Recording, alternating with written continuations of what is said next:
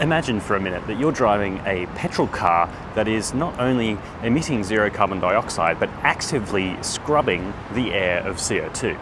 Sounds pretty crazy, right? Well, it's what Mazda's promising could be a reality with a combination of its carbon capture and algae-derived biofuels.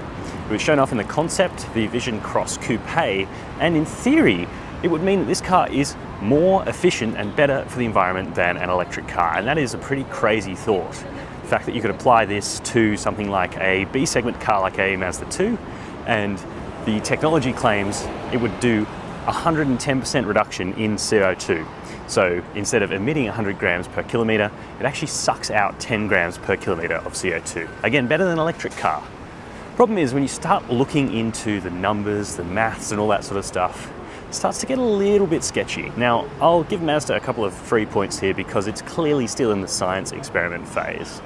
But I think there's a long way to go yet if it's going to actually be better than electric cars. So I'll show you a picture of the apparatus now. It is quite the thing. Mazda says it weighs about 50 kilos in its current form and sucks about 2 to 3% of fuel efficiency from the car, thanks to having to scavenge the exhaust gases and making a less free-flowing exhaust. So think of it as the mother of all catalytic converters. The other thing is that the pellets inside that absorb the carbon, well, they fill up after between 50 and 200 kilometers currently. So you're gonna need to be changing that tank a lot. And as you can see, it's gonna be pretty difficult to do. It's a bulky old thing. Now, in time, one has to imagine that advancements will come and you'll be able to swap that out, I guess, like a propane tank at a regular petrol station, which could be great.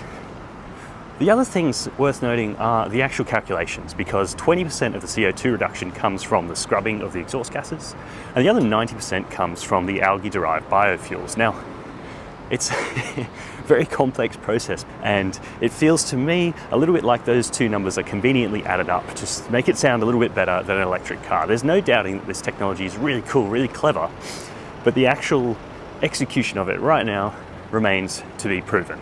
Now, Mazda's going to be testing this tech in November or December this year in the Super Taikyu Endurance Series, which is a sort of testbed racing series. You might have seen Toyotas competing on hydrogen fuels. And I think that'll be the first exciting proof of concept to see if this technology actually has potential in the real world. But what do you think? Is this really the silver bullet that's going to let us keep driving petrol-powered cars? Let me know in the comments section.